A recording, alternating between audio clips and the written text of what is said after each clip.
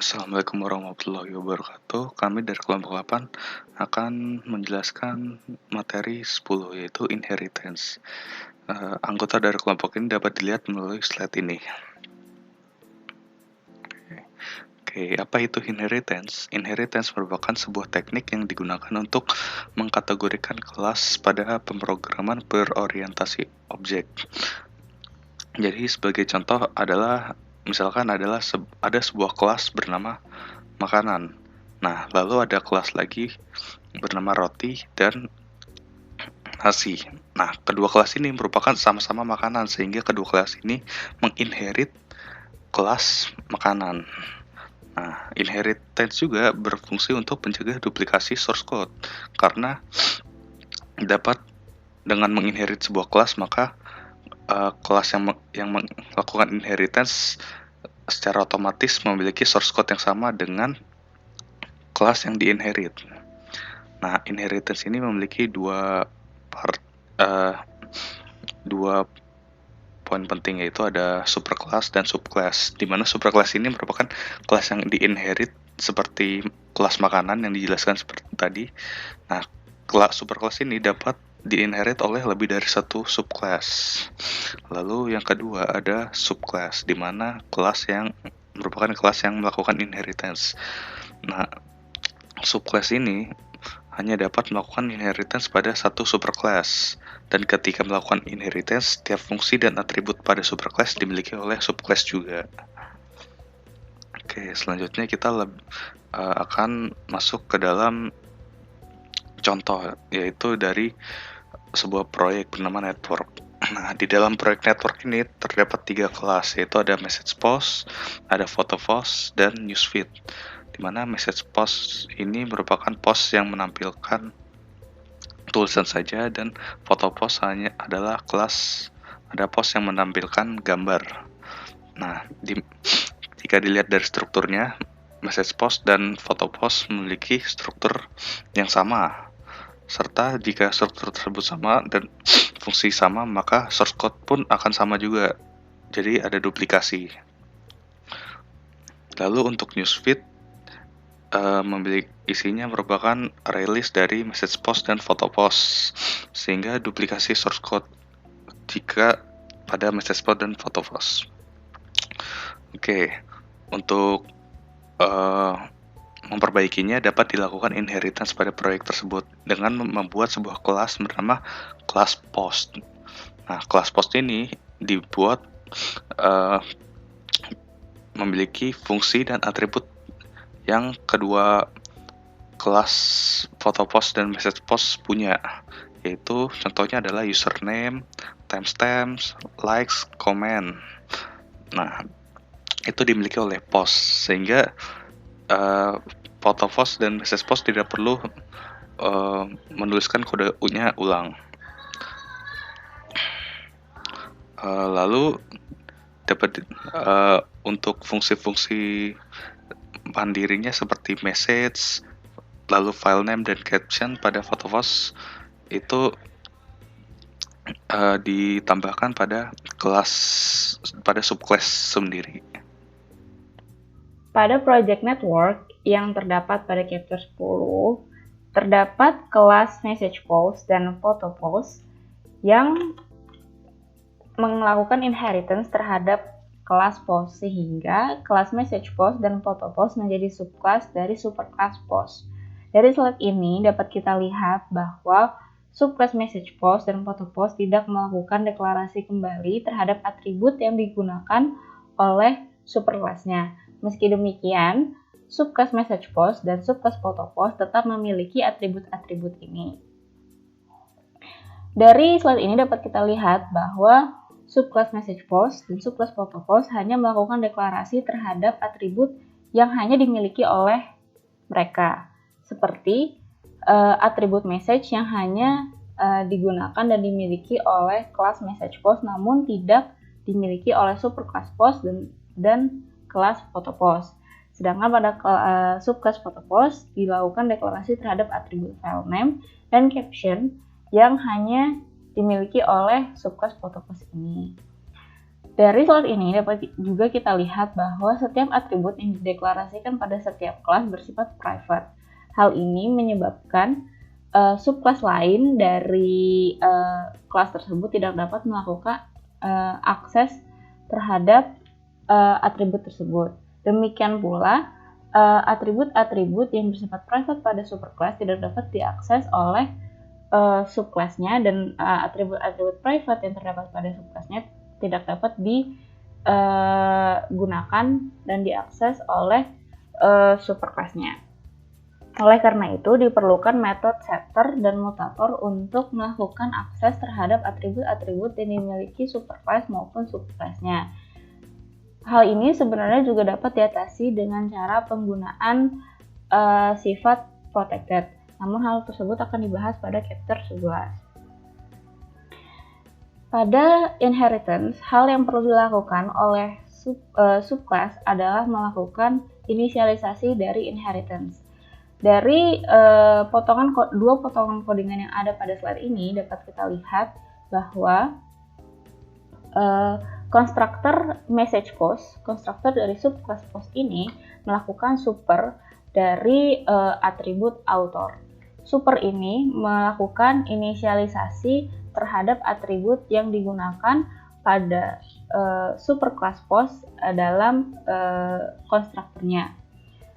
Hal ini perlu dilakukan sebagai statement awal sebelum memanggil konstruktor khas yang hanya dimiliki oleh kelas message post.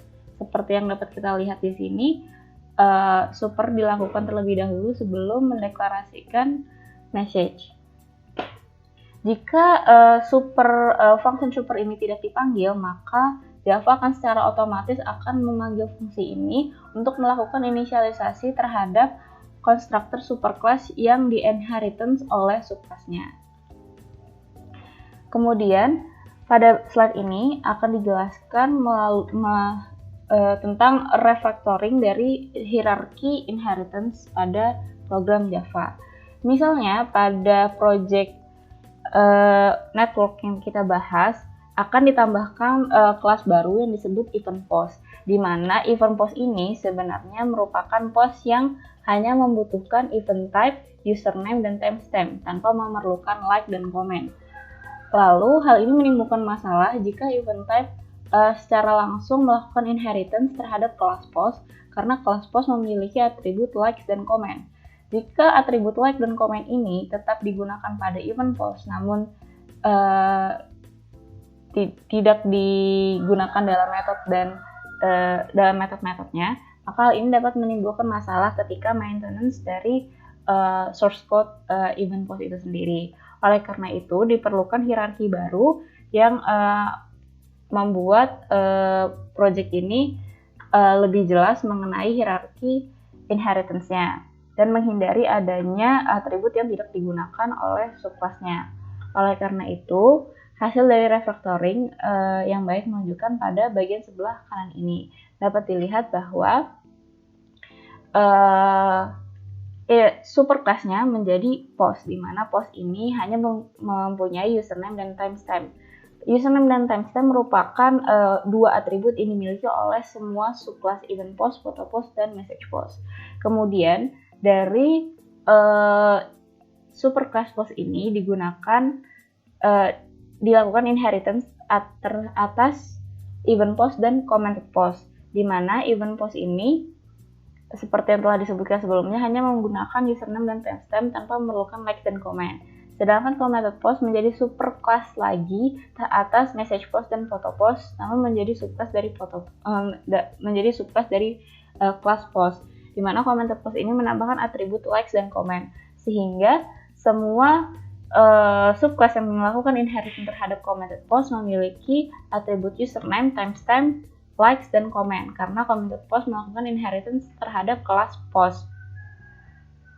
Sehingga hierarki ini menjadi benar dan menghindari adanya atribut yang tidak digunakan oleh subclass tertentu. Lalu, apa keunggulan dari inheritance? Pertama adalah menghindari adanya duplikasi source code, karena bagian-bagian source code yang telah dideklarasikan pada superclass tidak perlu dideklarasikan kembali pada subclass-nya, sehingga subclass hanya perlu melakukan pemanggilan metode atau atribut dari superclass-nya tanpa harus mendeklarasikan ulang.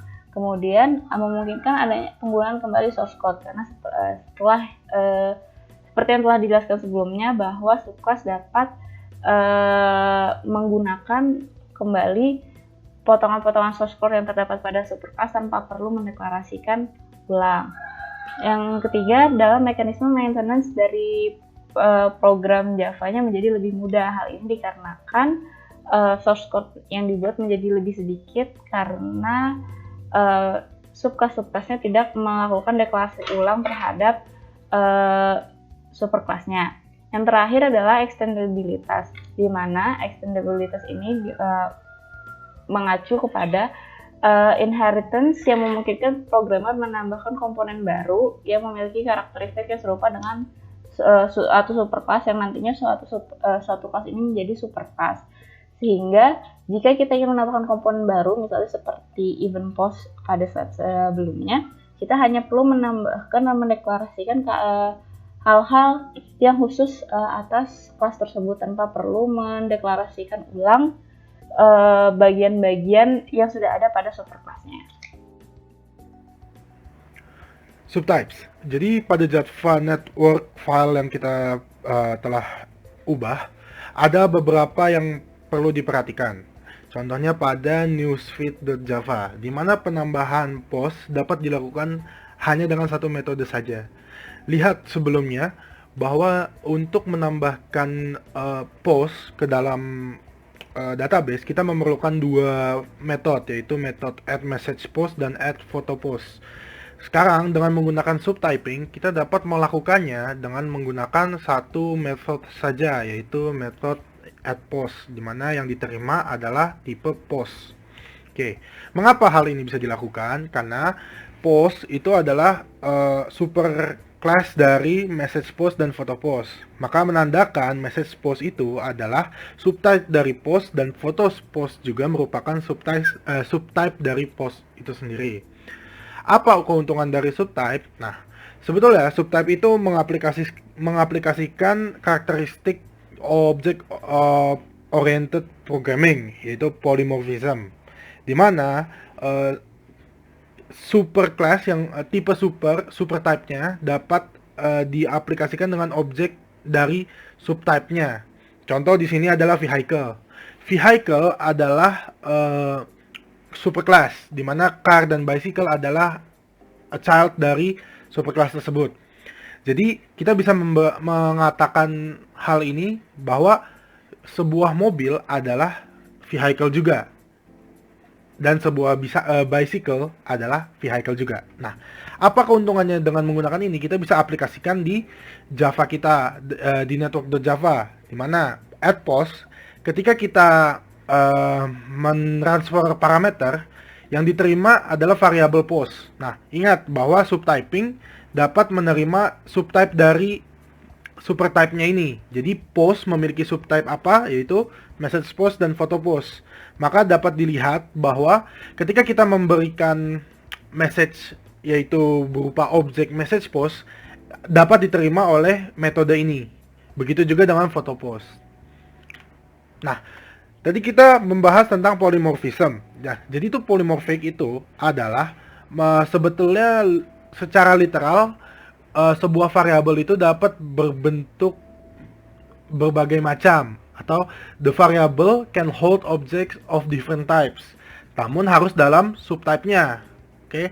Nah, contoh yang kita bisa ambil dari newsfeed.java adalah ketika kita mendisplay post itu sendiri.